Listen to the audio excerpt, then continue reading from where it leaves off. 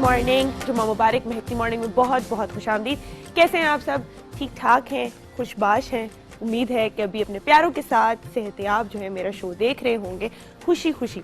आज एक बड़े मज़े की बात जो है मैं आपसे शेयर करने जा रही हूँ और इसका मुझे अंदाज़ा ऐसे हुआ कि मेरी एक जानने वाली हैं, तो वो अपने बच्चों के लिए एक नई सीरीज़ लेके आई कार्टून की। और ऑब्वियसली जब भी आपने जान छुड़ानी होती है अपने बच्चों से, आपने काम शाम करना होता है, आजकल या आप उन्हें अपना फ़ोन पकड़ा देते हो या टीवी लगा के दे देते हो, तो वो कार्टून लगा के उन्होंने जी दे दिया। और कुछ दिनों बाद जो है वो देखें कि उनके बच्चों की जो वोकैबुलरी है उसके अंदर अजीब अजीब किस्म के जो है इंग्लिश के अल्फाज, और अच्छे अल्फाज नहीं। तो वो पहले तो कंसर्न हो गई, एक दफ़ा स्कूल कॉल की कि ये आपस में किस किस्म की कंपनी है, बच्चे इस तरह के वर्ड्स किधर से सीख रहे हैं। फिर बच्चों को डांट वगैरह पिटी। फिर एक दिन उन्होंने कहा कि कार्टून लगे हुए थे, तो वो साथ ही बैठ गई देखने के लिए और देखा कि वो सारे अल्फाज जो है वो कार्टून्स में जो है वो यूज़ हो रहे हैं। और वो बड़ी परेशान हुई, फ़ौरन कार्टून ऑफ किया और जाके जब उसके बारे में थोड़ा पढ़ा इंटरनेट पे तो पता चला कि वो ऐसा कार्टून है जो कि बड़ों के लिए बने और बच्चों के लिए है ही नहीं। तो ये इन्वॉल्वमेंट है पेरेंट्स की बच्चों की लाइफ में कि किसी भी किस्म का आप कार्टून जो है उनको लगा के दे दो, उसमें लैंग्वेज कैसी यूज़ हो रही है, उसमें क्या बातें हो रही हैं, उसमें कार्टून में डिपिक्ट क्या किया जा रहा है, वो क्या बात। और ये जो कार्टून है ये बेस्ड है 4 छोटे छोटे बच्चों पे, और इसमें सिर्फ लैंग्वेज जो है वो बड़ी अजीब सी जो है वो यूज़ करते हैं। हालांकि वो स्कूल गोइंग बच्चे हैं और सारा कुछ, लेकिन क्योंकि उसके अंदर वो वायलेंस पोर्ट्रे करते थे, वो एक दूसरे को गालियाँ दे के बात करते थे, स्कूल में टीचर्स के साथ बदतमीजी करते हैं वो सारे बच्चे, तो वो जो है बच्चों ने भी वो सारा कुछ जो है अडेप्ट कर लिया, उसी तरह एक दूसरे से भी बात करें। अच्छा, ये तो हुई बात ऐसे कार्टून्स की जिसके ऊपर उन्होंने थोड़ी सी जो है बताया हुआ होता है कि ये मैच्योर बच्चे देखें या पेरेंटल गाइडेंस के साथ जो है आप देखें, क्योंकि इसके अंदर लैंग्वेज अब्यूज यूज की गई है। जो आम कार्टून्स है जो हम देखते हैं, जिस तरह टॉम एंड जेरी हम लोग बचपन से देखते आए हैं, बग्स बनी, लूनी टून्स, ये सारी चीजें जो हम देखते आए हैं, इसके अंदर एक बड़ा कॉमन एलिमेंट है। अगर आप लोग नोटिस करें, अभी भी आप क्लिप्स देख रहे होंगे कि इसमें वो चूहा बिल्ली है या वो बग्स बनी है या यहाँ पे ये मुर्गी है, जो कुछ भी है, ये एक दूसरे के पीछे हर वक्त पड़े हुए होते हैं और इनका मेन गोल ये होता है कि या वो एक दूसरे को उड़ा दें या गोली मार दें या कहीं से गिरा दें, और वो जो मर्जी हो रहा है। There is so much violence. अब हम लोगों ने ये देख के कार्टून्स हम बड़े हुए हैं, आई डोंट नो हमारे दिमाग में ये माइंडसेट क्या हुआ, आजकल के बच्चे शायद ज़्यादा परसेप्टिव हो गए या फिर इनके पास जो है ज़्यादा और कुछ करने को नहीं है, तो उनकी मेन सोर्स ऑफ एंटरटेनमेंट अगर आप सिर्फ टीवी बना देंगे तो उसका एक नेगेटिव इफेक्ट होता है। आप अपेरेंटली नहीं, लेकिन आप अपने दिमाग में जो है वायलेंस को जस्टिफाई करना शुरू हो जाते हो। अब यहाँ पे मैं सिर्फ एक बात सोचती हूँ कि आई थिंक जो टॉम एंड जेरी हैं या जो इस तरह के कार्टून्स हैं वो आजकल के बच्चों से ज़्यादा हमने देखे हैं। हम लोग बड़े हुए हैं इस तरह के कार्टून्स देखे, लेकिन हम में वो वायलेंस वाली इतनी स्ट्रीक नहीं है जितना जल्दी जो है इंप्रेशन आजकल के बच्चे उठाते हैं। तो उसका भी मसला ये है कि हमारी ज़िंदगी में सिर्फ टीवी एक एक्टिविटी नहीं होती थी, सिर्फ मोबाइल फोन एक एक्टिविटी नहीं होती थी, आईपैड या इंटरनेट एक एक्टिविटी नहीं होती थी। हमारे पास एक स्पेसिफिक टाइम होता था जिसमें हम कार्टून्स देखते थे, बाकी हम बाहर भी जाते थे, हम खेलते भी थे, गली मोहल्ले में भी दोस्त होते थे, दुनिया में और बहुत काम थे करने के लिए। तो जब आप एक ही चीज कॉन्टिन्यूसली एक बहुत लंबे टाइम के लिए देख रहे हो तो आप वो परसेप्शन डेवलप कर लेते हो, ना सिर्फ के कार्टून्स में बल्कि वीडियो गेम्स में भी। मैं बड़ी हैरान हुई, मैंने एक वीडियो गेम है, उसका नाम नहीं लेना चाहूंगी, जिसके अंदर आप 3 पार्टीज बन सकते हो, या आप एक अमेरिकन फौज जो है फौज बन सकते हो, या आप एक चाइनीज आर्मी बन सकते हो, या आप टेररिस्ट बन सकते हो। और तीनों के खेलने की स्ट्रैटेजी अलग है। जब आप टेररिस्ट बनते हो तो उसके अंदर सारी टेररिस्ट ट्रेट्स आपको सिखाई जाती हैं कि आप उसके अंदर जी ट्रेनर्स भी बना रहे हो जिसमें खुदकुश हमलावर भी बन रहे हैं, और सारी उस तरह की ट्रेनिंग कैंप्स एंड एवरीथिंग। और वो बच्चों के लिए गेम है। मतलब मुझे समझ नहीं आती कि आप इस तरह की चीज़ किसी गेम में डाल के किसी बच्चे को क्यों सिखाना चाहेंगे। बहुत सारी इस तरह की फर्स्ट पर्सन शूटर्स हैं जिसके अंदर आपको पूरी वॉर स्ट्रैटेजी सिखाई जाती है, आपने किस तरह अटैक करना है, किस किस किस्म की गन्स है, क्या कैसे ऑपरेट करना है। और इवन तो उसके ऊपर वायलेंस की एक गाइडेंस होती है, लेकिन हर जगह वो गेम्स अवेलेबल है। पायरेटेड गेम्स इतनी ज़्यादा अवेलेबल है। इजिप्ट पहली कंट्री है जिसने इस तरह की गेम बैन की है, क्योंकि उसके अंदर एक इमेज है मुस्लिम्स का जो पोर्ट्रे किया जाता है कि जितने भी बुरे लोग हैं वो बोलते अरबी हैं और उन्होंने जो है दाढ़ी रखी हुई है, टर्बन्स पहने हुए हैं। तो ये भी एक आइडेंटिफिकेशन है जिससे हम लोग जो है बच्चों की परसेप्शन को ख़राब कर रहे हैं। तो बहुत सारी चीज़ें अवेलेबल है मार्केट में, इंटरनेट आपके पास ओपन सोर्स है, आप ज़्यादा कुछ नहीं कर सकते, आप सिर्फ ये देख सकते हैं, आप थोड़ा सा अपने बच्चे की ज़िंदगी में इन्वॉल्व रहें। वो जो भी देखता है आप आउटराइट बंद नहीं कर सकते, आप घर में बंद कर देंगे वो कहीं और देख लेगा, छुप छुप के देखना शुरू हो जाएगा इस तरह की चीज़ें, या गेम्स खेलना शुरू हो जाएगा, दोस्तों के घर खेलेगा। लेकिन अगर आप इन्वॉल्व रहेंगे तो उसकी उस परसेप्शन को डेवलप करने से बहुत ज़्यादा सख्त किस्म की रोक सकते हैं, आप उससे बात कर सकते हैं, आप उसे बता सकते हैं कि गेम्स एक गेम्स की हद तक हैं and there are always better choices जो आप अपनी ज़िंदगी में चूज़ कर सकते हैं। तो प्लीज़ इन्वॉल्व रहिए अपने बच्चों की ज़िंदगी में, जान ना छुड़ाया करें सिर्फ आईपैड वगैरह पकड़ा के। मैं 1000 दफ़ा ये बात अपने शो पे भी कर चुकी हूँ कि आजकल जो क्रिएटिविटी का जो कॉन्सेप्ट है जो कम हो गया है, जो बच्चे क्रिएटिव नहीं है या कुछ भी नहीं, या जो कुछ भी आपका लिमिटेड है सिर्फ इंटरनेट और फोटोशॉप तक, इज़ बिकॉज आप लोग जो है हैंड्स ऑन एक्टिविटीज़ करना छोड़ दिए और सिर्फ आपका दिमाग जो है अब गैजेट्स तक कंस्ट्रिक्ट हो गया। अगर जिसने गैजेट्स बनाए हैं, जिसने एप्पल बनाया है, जिसने ये आईट्यून्स वगैरह बनाई है, स्टीव जॉब्स अपने बच्चों को नहीं पकड़ाता वो फ़ोन, तो आप लोग क्यों पकड़ाते हैं? इससे बड़ा लेसन मैं आपको क्या ही दे सकती हूँ। तो थोड़ा सा बच्चों की लाइफ में इन्वॉल्व रहें, उनके गैजेट से जो है दूर रखें और हेल्दी एक्टिविटीज़ में इन्वॉल्व करें। मेरा आज आपसे ये सवाल भी है कि मुझे बताएं कि जितना भी बच्चों के पास फारिग वक्त होता है उसमें सबसे हेल्दी एक्टिविटी क्या हो सकती है जो आप चाहेंगे कि आपके बच्चे करें। आज के गेस्ट में आपको बताती चलूँ, हमारे पास एक बहुत ही प्यारे और बहुत इंटरेस्टिंग मेहमान आज आ रहे हैं। फर्स्ट सेक्रेटरी हैं वो एम्बेसी ऑफ जापान के, कात्सुनोरी अशीदा उनका नाम है। आई होप मैं प्रोनाउंस जो है वो सही कर रही हूँ, जब वो यहाँ आएंगे तो मैं उनसे दोबारा पूछ लूँगी। है वो जापानीज़ बाय बर्थ, टोक्यो में उनकी पैदाइश हुई, लेकिन वो उर्दू, पश्तो जो हमारी लैंग्वेज है वो हमसे ज़्यादा अच्छी शायद बोलते हैं। गाना भी गाते हैं, शेर व शायरी भी करते हैं, जोक्स भी सुनाते हैं। तो बहुत ही मज़े की गपशप होगी आज हमारी उनसे। हमारे साथ होंगे अब्बास गुल साहब। पिछली दफ़ा जो है हम लोगों की टाइम की कमी की वजह से हम आपको टेलीपैथी पूरी तरह बता नहीं सके, तो आज हम बात करेंगे कि बग़ैर किसी को देखे, बग़ैर किसी से कुछ भी कहे, आप उन्हें अपना मैसेज किस तरह पहुंचा सकते हैं। और हमारे साथ होंगी मिसेस हशमत जो कि ट्रीटमेंट बाय फूड करती हैं। हमारा ओपन टॉपिक है, आप हमें कॉल कीजिए और आपके जितने भी मसाइल हैं आप हमसे डिस्कस कर सकते हैं। इसी के साथ आज का ये दिन स्टार्ट करते हैं। मिलेंगे छोटी सी ब्रेक के बाद।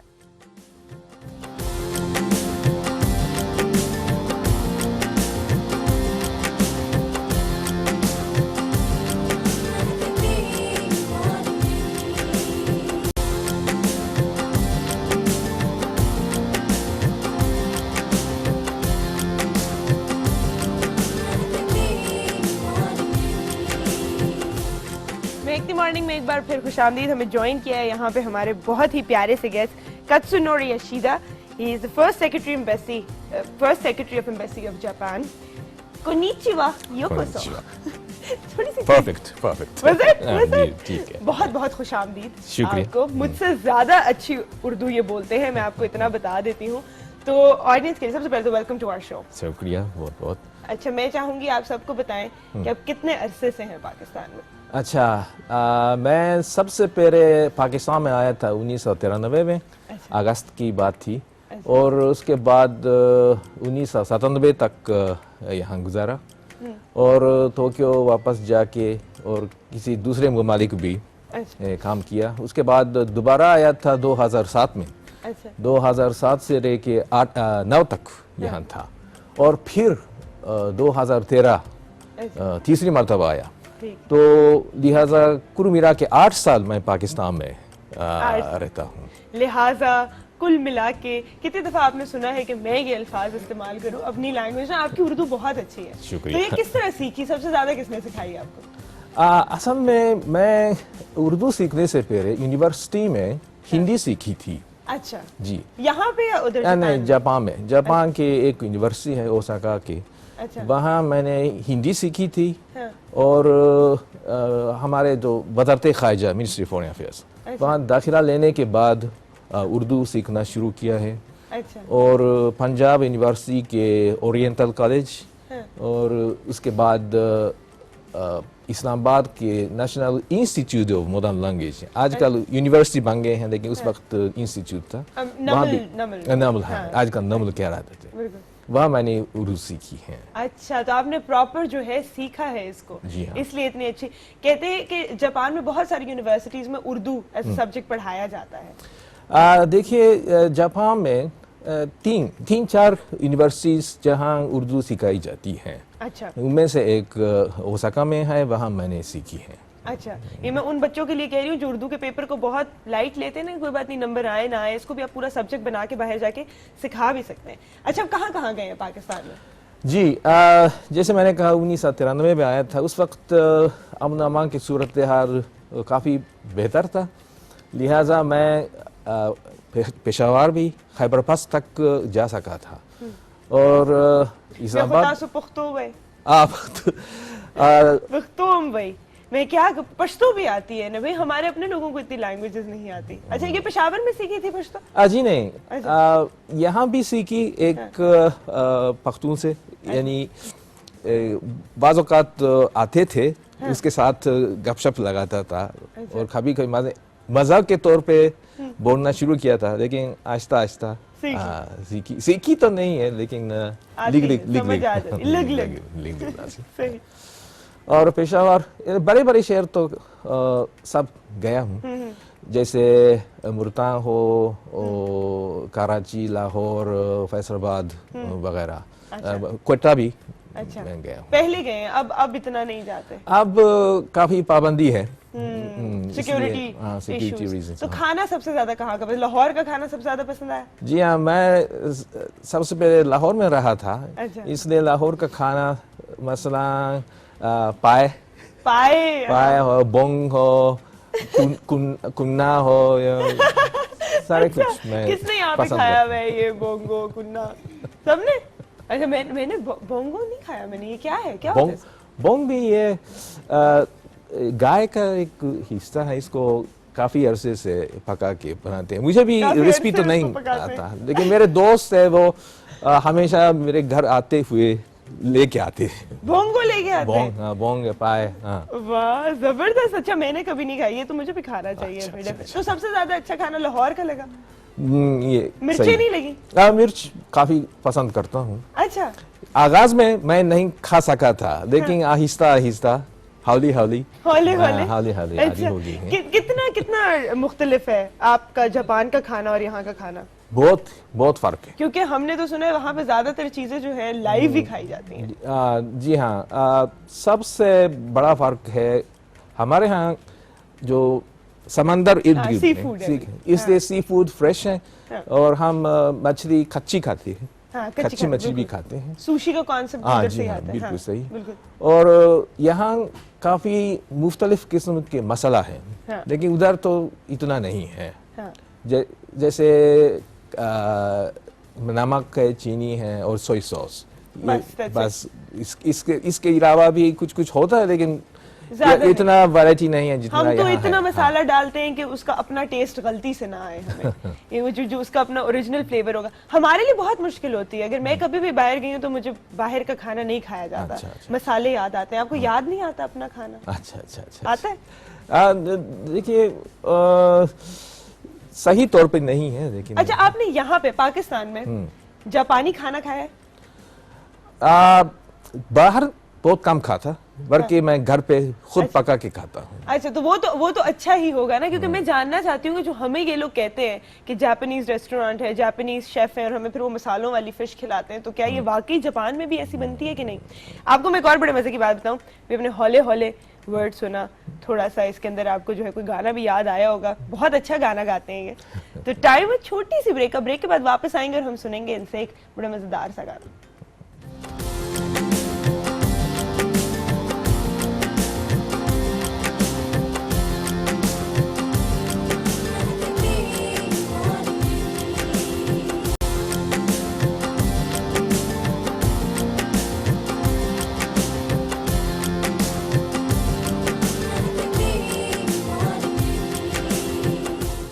मेक द मॉर्निंग में एक बार फिर खुशामदीद। हम लोग अपने गेस्ट के साथ बहुत मजे की बातें कर रहे थे और मैं इनसे पूछना चाह रही थी कि आपको कहाँ के कपड़े सबसे ज्यादा पसंद आए पाकिस्तान में? शलवार कमीज तो एक कोने से दूसरे कोने तक लोग पहनते हैं। हाँ, और वो कपड़ा शायद दुनिया में बहुत खास किस्म के हैं और मैंने कभी नहीं देखा जब तक पाकिस्तान में आया। अच्छा। और बहुत धीरे धीरे बहुत आराम से पहन सकते हैं। मुझे बहुत पसंद है। बहुत क्या होते हैं ये? धीरे धारे जो ढीले ढाले कपड़े होते हैं। अच्छा खुले खुले होते हैं और गर्मियों में स्पेशली गर्मी होती है बहुत जबरदस्त। अच्छा यहाँ पे ज्यादा गर्मी होती है जापान में? यहाँ काफी ज्यादा है, यानी हमारे यहाँ भी गर्मी तो है लेकिन इतनी नहीं होती। इतनी नहीं होती 40 डिग्री सेल्सियस से ज्यादा। अच्छा। कभी कहीं जाएं फिर भी नहीं महसूस कर सकेंगे। अच्छा ये तो है बिल्कुल। अच्छा I've heard जो लिविंग स्टाइल है यहाँ का और जापान का वो बहुत डिफरेंट है, ठीक है। और आपने देखा होगा कि यहाँ पे हर शहर में हर किसी का लिविंग स्टाइल बहुत डिफरेंट है। आप इस्लामाबादी लोग जो आप देखते हैं इस्लामाबाद में, वो बड़े लेड बैक होते हैं, आराम आराम से सुकून से काम करते हैं। कराची वाले आपने देखा होगा बहुत एक्टिव होते हैं। तो सबसे ज्यादा अच्छे लोग कौन से लगे? आप हमेशा मुकाबला करवाते हैं, लेकिन मैं तो डिप्लोमेट हूँ, इसलिए हाँ सब मुझे पसंद है। हाँ, ये जवाब है। ये क्या बात है, सब आपको अच्छे लगे। अच्छा मैं भी डिप्लोमेटिक सवाल करती हूँ। ज्यादा आपको एक्टिव और एनर्जेटिक लोग कहाँ के लगे? मैं 1993 से 97 तक यहाँ था और ज्यादातर पंजाब के इलाके में रहा, लिहाजा पंजाब के लोग ज्यादा जानता हूँ। अच्छा, उन्हें ज्यादा जानते हैं। सही। आप कहते हैं कि आप टोक्यो में पैदा हुए, लेकिन लाहौर? जी नहीं, मैं टोक्यो में नहीं पैदा हुआ? मैं कोबे शहर में पैदा। शहर में पैदा। जापान में, लेकिन आपको लाहौर बहुत पसंद है? जी हाँ, और दरअसल टोक्यो बहुत कम अरसे से रहा। अच्छा। सिर्फ 1 साल 2 साल। लाहौर टोक्यो से ज्यादा इस्लामाबाद में रहा। अच्छा जी, मैं टोक्यो से ज्यादा इस्लामाबाद और लाहौर जानता हूँ। अच्छा अच्छा। कभी इंडिया जाना हुआ है आपका? जी हाँ, मैं 1 महीने के लिए काफी घूमा। वाघा बॉर्डर पैदल से क्रॉस करके अमृतसर जाके वहाँ से रेलगाड़ी वगैरह से मैं पूरा घूमा। कैसा लगा आपको? बहुत एक जैसा है पाकिस्तान इंडिया या डिफरेंट है? काफी फर्क है। अच्छा, काफी फर्क है। हाँ। क्या डिफरेंस है? सबसे पहले ये कहूँ कि यहाँ आबादी के निस्बत जमीन ज्यादा है। अच्छा, लोग वहाँ जमीन भी ज्यादा है, लेकिन लोग बहुत ज्यादा है। अच्छा, इसलिए नजर आती है जो लोगों की तादाद, वो वहाँ ज्यादा है, यहाँ से काफी ज्यादा। बहुत रश होता होगा रश हर बहुत जगह।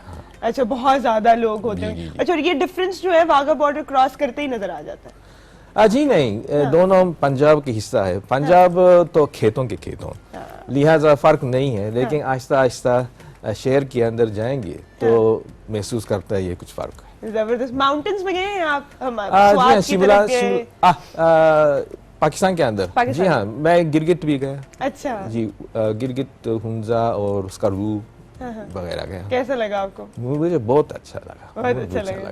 अच्छा, पाकिस्तान में ही अगर रहना हो तो क्या आगे यही रह लेंगे पूरी जिंदगी? इतना पसंद? कभी कभी आया करूंगा बेशक, मगर हाँ देखिए, कम से कम मैं चाहता हूँ गर्मियों में नहीं रहना बेहतर होगा। गर्मियों में वापस चले जाना जो है वो बेहतर है, क्योंकि और गर्मी हर साल क्योंकि बढ़ रही है तो हमें अंदाजा है। अच्छा, ये जो यहाँ पे जो हमारी बिजली जाती है, ये कैसा लगा आपको? जब आप पहले आए थे तब तो ऐसा नहीं होता होगा। देखिए 1993 में भी काफी ज्यादा लोड शेडिंग थी। 1993 में? हाँ, 1993। मुझे तो नहीं है। और देखिए कुछ अरसे से काफी कम हो गई थी, लेकिन फिर शुरू हुआ और आजकल बहुत मजा आता है। बहुत मजा आता है, खुशी होती है जैसे ही लाइट जाती है, आपको एक नई जो है पाकिस्तान की फील जो है वो आती है। और बड़ा फनी होता है, जितने भी लोग बाहर से होके वापस आते हैं तो उन्हें आदत नहीं रहती बिजली जाने की, कि है ये क्या हो गया। हमारे साथ एक कॉलर है। अस्सलाम वालेकुम। वालेकुम अस्सलाम। कैसी हैं आप? चांद चले तो हवाओं जैसी है, वो लड़की धूप में देखो तो छाँव जैसी है। वाह, किसकी बात हो रही है? ये आपकी बात हो रही है। क्या बात है आपकी भाई, थैंक यू सो मच। मेरी तारीफ हो तो तालियां बहुत जबरदस्त प्रोग्राम। बस मैं सबसे पहले ही शेयर करूंगी, देखिए मैं अपने बच्चों के साथ फारिग वक्त में क्या खेलती हूँ। मैं खेलती हूँ नेम प्लेस एनिमल। क्या? मेरे बच्चों को नाम चीज जगह, मुझे समझ नहीं हम लोग मैं अपने बच्चों के साथ खेलती हूँ, चलो बेटा नेम प्लेस एनिमल खेलते हैं। ठीक, सही। इतना इससे बच्चों की इतनी जहानत में इजाफा होता है, बच्चों को जगहों के नाम याद हो जाते हैं, बच्चों को हर चीज का पता चलता है इससे। बिल्कुल, ये मेरी बड़ी फेवरेट गेम होती थी पहले। जी जी। और इसके अलावा फिर मैं मोबाइल पे टून लगा के म्यूजिकल चेयर खेलती हूँ। इससे बच्चों का ये होता है कि बच्चों की थोड़ी एनर्जी जो है वो ज्यादा, बच्चे एक्टिव हो जाते हैं इन चीजों से। ये कितनी देर के लिए कहती है? घर की सफाई शफाई खाने शाने कौन बनाता है? नहीं, वो मैं बनाती हूँ। मैं बच्चों के आने से पहले, स्कूल से आने से पहले मैं कुकिंग कर लेती हूँ। तो सुपर मॉम है भाई, फिर है बच्चों को भी इतना टाइम देती हैं आप। आजकल तो टाइम ही नहीं होता किसी के पास। नहीं, इस तरह वक्त निकालें प्लीज। मैं सबसे कहूंगी कंप्यूटर मोबाइल इसके साइड इफेक्ट बताएं बच्चों को बैठ के, बेटा देखो। सबसे बड़ी बात है आपको ग्लासेस लगेंगे इस वजह से। आप बच्चों को ये बातें समझाएं।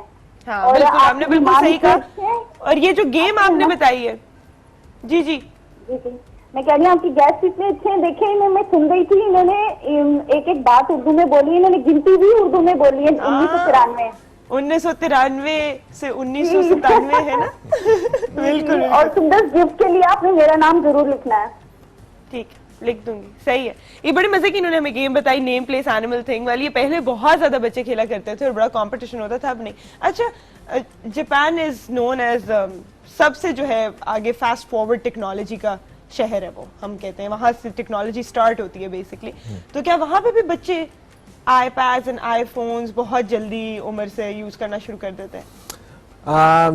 जल्दी का मतलब किस साल से होता है ये पता नहीं, लेकिन कम से कम जैसे हाई स्कूल है जिसकी उम्र कोई 15-16, हाँ 1500 उनके पास तकरीबन सबके साथ सबके पास होता होगा। है। अच्छा, और उनकी एंटरटेनमेंट जो है वो इंटरनेट तक ही है? इंटरनेट के बगैर लोग जिंदगी नहीं फिजिकल गुजार एक्टिविटी कितनी है वहाँ पे? सकेंगे। स्पोर्ट भी मुख्तलिफ किस्म के, अच्छा, जैसे यहाँ तो क्रिकेट काफ़ी ज़्यादा मकबूल है, लेकिन हमारे यहाँ काफ़ी मुख्तलिफ किस्म के स्पोर्ट्स हैं। कौन सा स्पोर्ट जैसे सबसे ज्यादा? सबसे ज़्यादा मकबूल है वो बेसबॉल होगा, शायद यहाँ के क्रिकेट के बराबर होगा। अच्छा, और फुटबॉल भी आजकल काफ़ी मकबूल हो गया।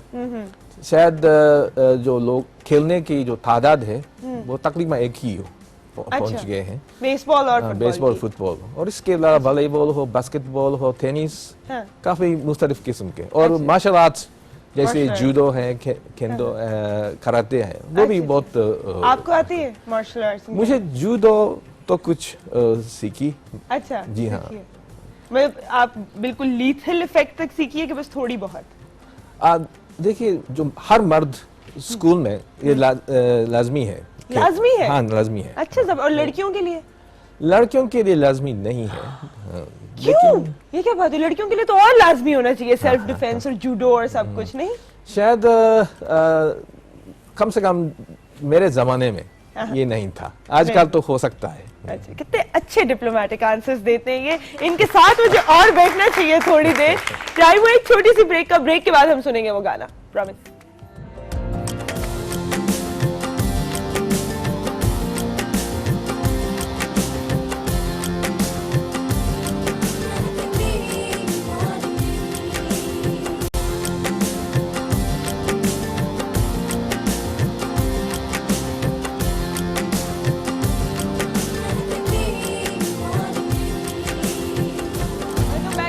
मॉर्निंग। मैंने आपसे वादा किया था कि हम आपको वापस आकर जो है गाना सुनाएंगे।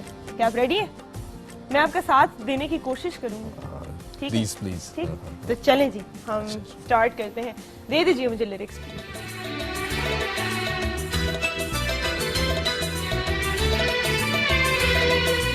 टूट का तो ये जाना सनम, प्यार होता है दीवाना सनम, तुझे देखा तो ये जाना सनम, प्यार होता है दीवाना सनम, अब यहाँ से कहाँ जाए हम, तेरी बाहों में मर जाए हम,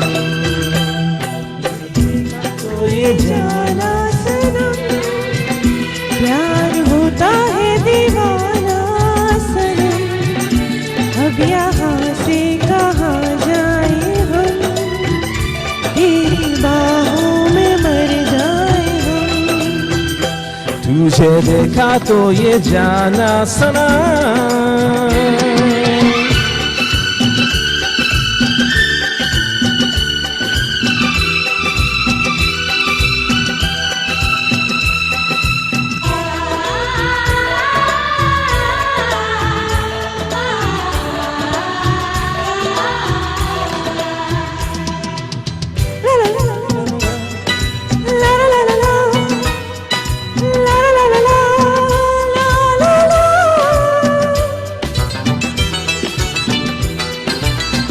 आंखें मेरी सपने तेरे, दिल लगे यादम तेरी,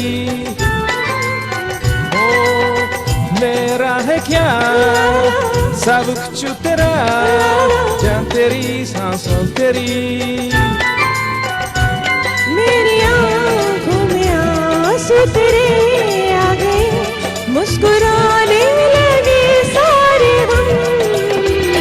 तुझे देखा तो ये जाना सनम, प्यार होता है दीवाना सनम। तुझे देखा तो ये जाना सनम, प्यार होता है दीवाना सनम। तुझे देखा तो ये जाना सनम।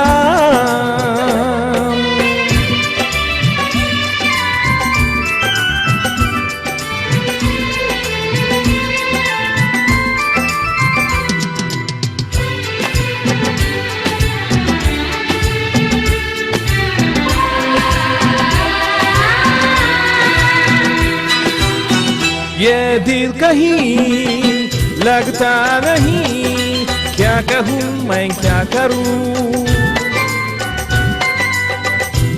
तू हमें बैठी रहे, मैं तुझे देखा करूँ। तूने आवाज दी देख ले आगे, प्यार से है बड़ी क्या कसम। तुझे देखा तो ये जाना सनम, प्यार होता है दीवाना सनम। तुझे देखा तो ये जाना सनम, प्यार होता है दीवाना सनम। अब या हमसे कहाँ जाए हम, तेरी बाहों में मर जाए हम।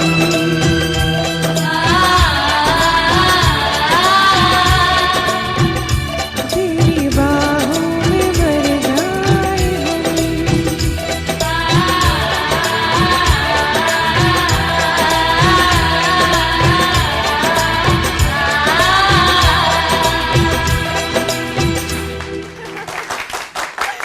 जबरदस्त भाई, जबरदस्त जबरदस्त। कैसा लगा आप लोगों को? मुझे लगता है मैं लग रहा था किसी कोई और जुबान बोलती हूँ और वो उर्दू ही बोलते हैं। इतना जबरदस्त आपने ये गाना। अच्छा, ये सीखा कितने अरसे में?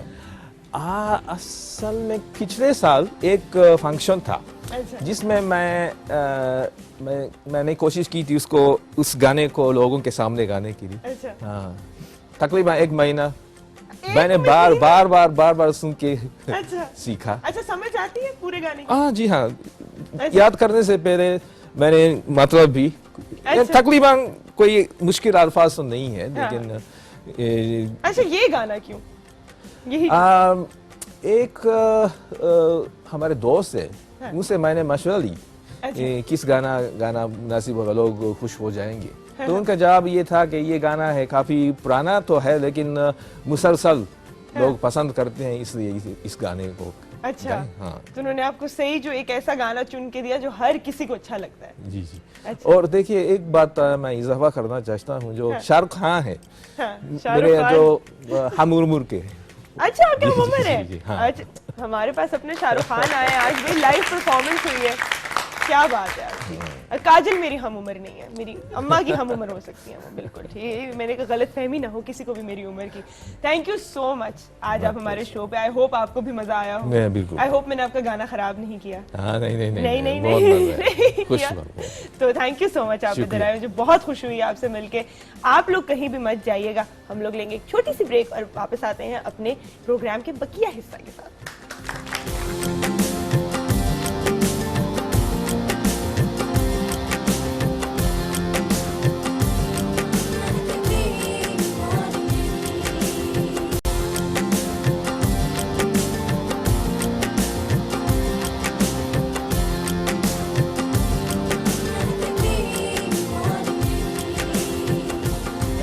एक बार फिर खुशामदीद। हमें ज्वाइन किया है यहाँ पे अब्बास गुल साहब ने। अस्सलाम वालेकुम। वालेकुम क्योंकि अस्सलाम। हमारे कलर थेरेपिस्ट हैं, लेकिन आज हम बात कर रहे हैं टेलीपैथी के बारे में। जी जी। तो ये क्या है, अब हमें समझाइए। टेलीपैथी बेसिकली एक ऐसा इल्म है जो मादी मटेरियल वगैरह के बगैर दूसरे से राब्ता करना। ज़हनी राब्ता, बगैर कुछ कहे, बगैर कुछ बगैर कहे, मिले। बगैर मिले, अच्छा। बगैर फ़ोन इस्तेमाल किए, बगैर ख़त लिखे, अच्छा बगैर आवाज़ निकाले, अच्छा दूसरे से राब्ता करना और दूसरे को अपनी बात समझाना और उसकी बात को समझना। वाह जबरदस्त। ये अलूम सदियों पुराना है और ये साइंस का एक हिस्सा बन चुका है। इसकी बड़ी बड़ी एकेडमीज बन चुकी हैं, यूनिवर्सिटीज बन गई हैं, लोग सीखते हैं बड़े शौक से। अच्छा, सीखा भी जा सकता है? जी, और इसका बड़ा पॉजिटिव इस्तेमाल भी हो सकता है। बहुत सारे मरीज जिन के ऊपर कोई दवाई असर नहीं करती, जो ज़हनी तौर पे किसी बीमारी के ताबे तो हो जाते हैं, सही। लेकिन वो किसी इलाज को कबूल नहीं करते, तो टेलीपैथी से उसका इलाज किया जा सकता है। अच्छा, हाँ जी, जबरदस्त। हमारे ऐसे कई पेशेंट्स हैं जो जिनको अगर हम कलर थेरेपी के बारे में बताएं तो वो सुनते तो रहते हैं, फिर कहते हैं नहीं ये कैसे असर करेगा जी, छोड़ें, ये पानी और ये धूप में रखना और वगैरह वगैरह, लंबा प्रोसीजर है लंबा ये वो। प्रोसीजर। तो फिर हम उनकी टेलीपैथी से एक एक्सरसाइज करवाते हैं। अच्छा उनके दिमाग को हम कंट्रोल करते हैं और उसको ऑर्डर देते हैं कि मेरा इलाज इसी इलाज में, तरीका इलाज में है, अच्छा और वो उसको कबूल कर लेता है और वो ठीक हो जाता है। अच्छा, साइकोलॉजिकली जो है आप कह सकते हैं। आप इस वक्त मेरे दिमाग को कह सकते हैं कि मेरी नाक बहना बंद मैं हो जाए। अभी आपके इसी तरह। दिमाग को नहीं, मैं आपके नजले को ऑर्डर करता हूँ कि वो जो नीचे की तरफ बह रहा है वो ऊपर रुक ऊपर जाए रुक या अंदर Please। गले की तरफ आ जाए। मैं रेडी हूँ। प्लीज ये तो कहिए ना जरा पहले। बस मैं आप बातें करती रहें, खुद ही हो जाएगा। मैं उसको ऑर्डर दे चुका हूँ अच्छा। और वो खुद ही रुक जाएगा। वाह जबरदस्त, क्या बात है। ठीक है, इतना फर्माबरदार मेरा नजला होना। अच्छा, अगर हम लोग इसके बारे में बात करें, पिछली दफा ये बात जो है हमारी रह गई थी कि असल क्या में है? टेलीपैथी जो है सीखने के बहुत सारे तरीके हैं। ठीक है। शमा बीनी, जिसे हम मोमबत्ती जलाकर उसको देखना, ये बहुत पुराना सदियों से चला आ रहा है। जैसे ये सामने शमा जल रही है, इसको अगर हम गौर से देखना शुरू कर दें एक ख़ास टाइम में, एक ख़ास तरीके से, मैं सबसे पहले ये कहूँगा कि टेलीपैथी बगैर उस्ताद के नहीं सीखनी चाहिए। अक्सर लोग बाज़ार से किताबें ख़रीद लेते हैं टेलीपैथी सीखने की और वो एक्सरसाइज शुरू कर देते हैं और एक स्टेज पे जाके वो उनका दिमागी तवाज़ुन ख़राब हो जाता है, ये नुकसान भी देती है। अच्छा। इसलिए किसी भी उस्ताद की ज़ेरे सरपरस्ती ज़रूर ये सीखें। मैं सीखने से मना नहीं कर रहा, लेकिन ज़रूर सीखें। ठीक। टेलीपैथी सीखने के लिए जैसे शमा बीनी है, इसमें आयना बीनी भी है, ये नुक्ता बीनी, अच्छा जैसे ये नुक्ता है, इसको अगर आप गौर से देखना शुरू कर दें तो ये नुक्ता गायब हो जाएगा, यानी कि आपका माइंड बिल्कुल क्लियर हो जाएगा और उसके अंदर जो वाइब्रेशन है वो ख़त्म हो जाएगी और आपके जहन की एक ताकत जनरेट हो जाएगी और आप अपने ख्याल को दूसरे की इतनी ज़ोर से और ताकत से दूसरे के ख्याल में, जहन में अपना ख्याल कन्वर्ट कर देंगे। इसी तरह हमने टेलीपैथी का एक ड्रॉ बॉक्स बनाया है जो सामने स्टैंड पे लगा हुआ है। ठीक है। ये एक ऐसा ड्रॉ बॉक्स है, जब हम इब्तदाई तालीम देते हैं तो उसमें हम अक्सर स्टूडेंट्स को ये बताते हैं कि टेलीपैथी सीखने के लिए एक हमें राब्ते का एक जंक्शन चाहिए जहां हम आके मिले। सही। तो वो कहते हैं जी कैसे? तो हमने ये एक ड्रॉ बॉक्स बनाया है, पिंक कलर का है, वाइट पेपर है, और अगर हम अभी ऑडियंस भी बैठे हुए हैं तो एक थोड़ी सी एक्सरसाइज भी कर लेते हैं कि टेलीपैथी काम कैसे करती है। जरा इजी होके बैठ जाएं सब और अपने हाथ की चीजों को नीचे रख दें साइड पे और 10 सेकंड के लिए 2 दफा, यानी कि 10 सेकंड में 2 दफा नाक से सांस अंदर लें और मुंह से आराम से बाहर निकाल दें ताकि जहन जो है वो आरामदेह हो जाए। उसके बाद ये ड्रॉ बॉक्स की पिक्चर जो है इसको जहन में रखें, जहन में, और इसको ये फील करें कि ये मेरा एक लेटर बॉक्स है और इसमें मैंने अपना सवाल डालना है या मैं सवाल डालूंगा, आपने उस लेटर बॉक्स में से जो भी आपको लिखा हुआ मिले उसे पढ़ना है और उस पर अमल दरामद करना है। तो शुरू करते हैं।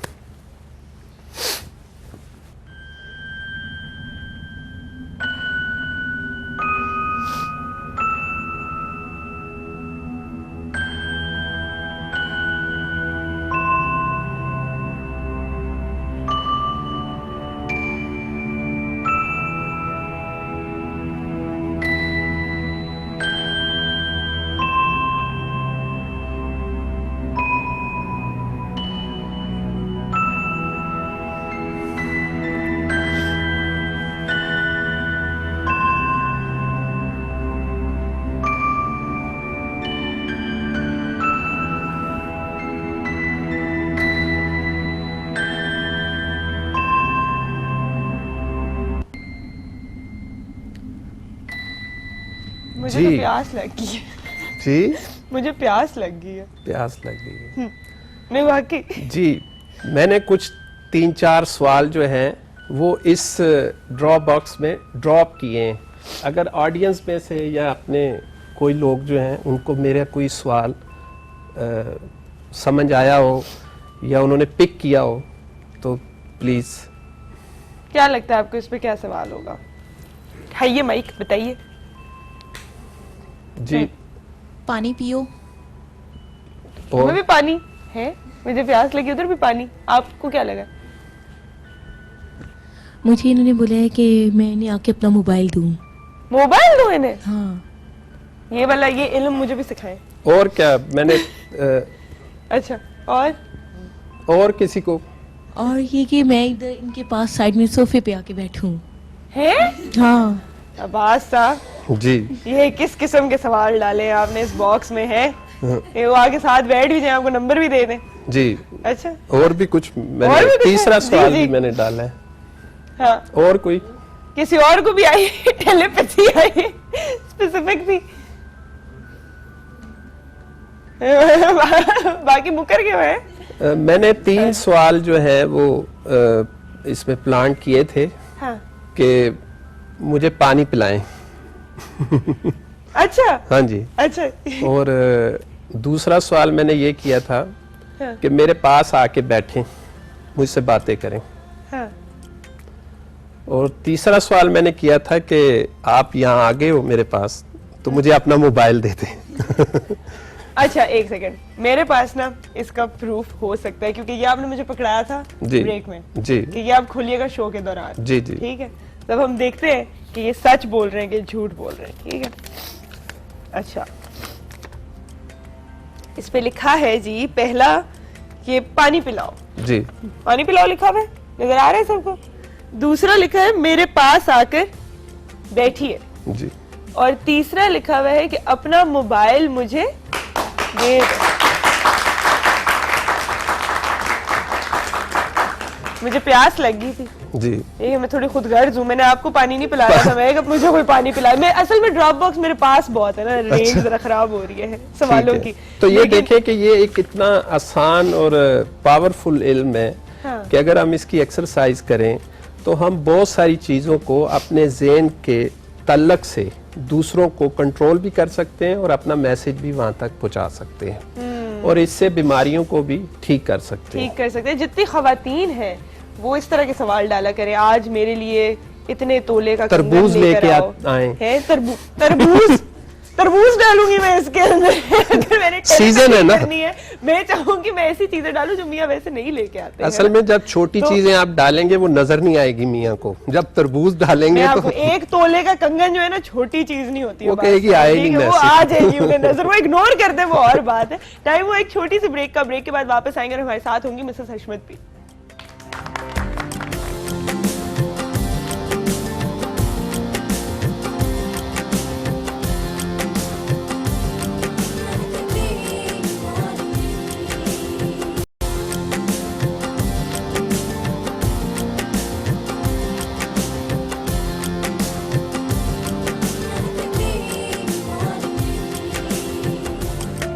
मॉर्निंग में एक बार फिर खुशामदीद। हमें यहाँ पे ज्वाइन किया है very very beautiful everything my favourite Mrs Hashmat. कैसी हैं आप? Thank you my favourite. Host जिने बहुत प्यारी नजर ना लगे, बहुत प्यारी। लग गई है ना, देखे मेरा जुकाम ही नहीं रुक रहा बेटा ये जिंदगी का एक हिस्सा है ना। ये चीजें आती जाती रहती, इंशाल्लाह ठीक हो जाओगी, बात मान लो। बात मान लो, मुझे मिसेस हसमत हर दफा आके कहती है ये इलाज तुम स्टार्ट करो 20 दिन है, सिर्फ 20 दिन है ना। और बस मेरी जो लेजीनेस है ना कि वो लेजीनेस करने नहीं देती इलाज। अगर आप भी मेरी तरह हैं तो आपका कुछ नहीं बनने वाला। आप फिर टिप्स लिखते रहेंगे, सुनते रहेंगे, अगर कुछ करेंगे नहीं तो कुछ भी नहीं होगा। आज हम बात करने लगे हैं धनिये पे, धनिये पे कि धनिये के क्या फवायद और किस तरह जो है आजकल वैसे रायते में तो हर वक्त ही होता है। धनिये के इतने ज्यादा फायदे हैं कि आज के दिन पूरा भी नहीं होगा, लेकिन फिर भी मोटा मोटा बता देती हूँ, ठीक है, जबरदस्त। क्योंकि ये एक बहुत सस्ती हदीस शरीफ है कि जो सब्जी या जो फल सस्ता हो और मौसम का हो वो आपकी सेहत के लिए बहुत बेहतर है। उस मौसम की, जैसे आपको एलर्जी है, इसमें भी धनिया बहुत अच्छा है। अच्छा, इस गर्मियों में सर बहुत चकराता है, नक्सीर फूटती है, सर में दर्द होता है, ब्लड प्रेशर, कोलेस्ट्रॉल, मर्दों की बीमारियां जिसे जरियान या सुजाक कहते हैं, और औरतों की बीमारियां, मैंने बड़े बड़े वो लिखे हुए हैं क्योंकि इतना ज्यादा है कि मैं भूल ना जाऊं। हमारे साथ एक कॉलर है, हम पहले इनको जी। ले लेते हैं। अस्सलाम वालेकुम। वालेकुम अस्सलाम। सुंदर, कैसी हैं आप? मैं बिल्कुल ठीक हूँ। फातिमा बात कर रही है मुजफ्फराबाद जी, से। फातिमा बात कर रही हूँ। मैंने सुबह से आपका मुजफ्फरगढ़ शो सुना। सबसे पहले आपने एक बहुत अच्छे गेस्ट बुलाए हैं आज। ये जो कलर थेरेपी है बहुत ज़बरदस्त एक टेक्निक है, मुझे आज पता चला है इसका। अच्छा, क्या और बात है। दूसरा मिसेस हशमत से भी मैंने एक क्वेश्चन करना था कि मेरे ये ना पिंपल्स का प्रॉब्लम हो जाता है। अच्छा। उसके लिए जब इस तरह का मौसम आता है ना, जैसे आपको पता है इधर मुजफ्फरगढ़ में गर्मी बहुत होती है, तो उसका प्रॉब्लम हो जाता है। एक मुझे उसका बता दीजिएगा, और जो आपका टॉपिक है सबसे ज़बरदस्त तो वो है, मैं आप उस पर बात करना चाहूँगी। जी जी जरूर बताइए। आप हमेशा बहुत यूनिक टॉपिक लेकर आती हैं। दूसरा टॉपिक ये है कि जो आपने बात की वो बिल्कुल सही है। हम लोगों ने बच्चों को ना गैजेट्स पकड़ा के, छोटे छोटे बच्चों के हाथ में आईफोन्स हैं और उनकी सारी लाइफ हमने तबाह करके रख दी है। बिल्कुल ऐसा ही। उन लोगों का सारा हमें जो बच्चों को देना चाहिए वो है बुक्स, जो बेटर रीडिंग के लिए, ताकि उनके अंदर रीडिंग स्किल्स डेवलप हों और वो आगे जाके पढ़ सकें। और दूसरी जो चीज़ है वो आउटडोर एक्टिविटीज़ जो अब बिल्कुल ही ना होने के बराबर हो गई हैं, जैसे फुटबॉल वगैरह, क्रिकेट वगैरह, जिनसे उनकी सही ग्रोथ होगी, वो उसकी तरफ उनको इनकरेज करना चाहिए। बिल्कुल, ज्यादा फिजिकल एक्टिविटीज और कम जो है टेक्नोलॉजी। बहुत अच्छी बात की आपने जी। धनिया की, अच्छा, बहरापन, अच्छा, मुंह से राल टपकना, भूख बढ़ाने के लिए, डकार जिनको आते हो, अच्छा, जिनके कान, हाजमे के लिए। हाँ, जिनकी नाक से बदबू आती हो, जिनके मुंह से बदबू आती हो, दिल की धड़कन, मर्दाना बीमारियां, बवासीर का खून, ये तो अभी अच्छा। मैंने सिर्फ बड़े बड़े आपको बता दिए। इसका, इन सब चीजों का इलाज अच्छा, धनिया, इस्तेमाल कैसे करना है? इस्तेमाल अभी कच्चा बताती हूँ। या- जैसे सर का दर्द या नींद ना आना, ये गर्मियों में आम बीमारी होती है। आंखों के सामने अंधेरा आना, मिर्गी में जिनको दौरे पड़ते हैं, मीठी चटनी और बासी रोटी। अच्छा, अब इसकी मीठी चटनी कैसे बनाओगी? चीनी डाल। नहीं, हरा धनिया हाँ, और उसमें आलू बुखारा, ये अच्छा। पका ले, सही। फिर उसमें गुड़ या मिश्री डाल लें, बड़े मजे की चटनी होती है। उसके साथ आप रोटी खाएं। मिर्गी के मरीज को तो वैसे भी बासी रोटी, सुबह पकाए तो शाम को दे, शाम को पकाए तो सुबह को दे। अच्छा, और इसके साथ इलायची और सौंफ का कावा पिए। अच्छा, जबरदस्त। दौरे पड़ेंगे ज़रूर, लेकिन उसमें वक्फा बहुत बढ़ जाएगा। अच्छा, और ये जो बाकी आपका सर दर्द, नींद ना आना या आंखों के सामने अंधेरा, मिर्गी का कंप्लीट इलाज है? मिर्गी का कंप्लीट इलाज बिल्कुल है, लेकिन वो हर 3 महीने के बाद ईजीजी कराना पड़ता है कि आपके मेंटल का, दिमाग का वो सेल कंप्लीट हुआ या नहीं। अच्छा, हाँ जी। सही। अच्छा, फिर इसके बाद गंजपन, आजकल हर बंदा गंजा है, बंदी भी गंजी हो गई है। किस्म किस्म के डाई लगाते हैं, हेयर कलर लगाते हैं, किसी किस्म के शैम्पू। हाँ, ऐसा ही। मर्दों के हार्मोन्स डिस्टर्ब हो जाते हैं। सही। उसकी वजह से आप धनिया पीस के उसका पानी लगा दें। कितना आसान इलाज है और कितना सस्ता इलाज है। बिल्कुल सही। छींके, अभी आपको भी छींके आ रही है उसकी वजह से, इसको पीस के गरम पोटली बना के आप सूंघ लें, आपकी छींक रुक जाती है। अच्छा, कितना आसान है ये। आंखों का दुखना, इसका रस आंख में टपकाएं। अभी गर्मियों में अक्सर अशोबे चश्म की बीमारी फैल जाती है, खारिश हर एक होती की रहती है। आंखें सुर्ख, उसमें ये बड़ी सफाई से इसका रस निकाल के आंखों में पानी टपका दें, ठीक, इसका इलाज हो गया। जबरदस्त। बड़े फायदे की ये बात है कि ये सब्जियां हैं, स्ट्रॉन्ग सोर्स है विटामिन सी का। फायदा नहीं है, there is no side effect. There's no side effect, exactly. अच्छा, आंखें दुखना भी बता दिया। नक्सीर के लिए, गर्मी होती है आज। गर्मी होती है तो इसका पानी टपका दें। अगर आपके पास फ्रेश नहीं है तो इसको खुश्क अच्छी तरह पीस के दुपट्टे से छान के नाक में टपका दें, डाल दें, बर्फ ठीक। कर दें, यानी फूंक मार दें। अच्छा, इसी सही। तरह हलक में फूंक मारेंगी तो बच्चों के टॉन्सिल्स ठीक हो जाते हैं। अच्छा, जबरदस्त। ठीक, तो बड़े आसान तरीके। टाइम हो एक छोटी सी ब्रेक का। ब्रेक के बाद वापस आते हैं और आपको मजीद भी कुछ इसी बारे में बताते हैं।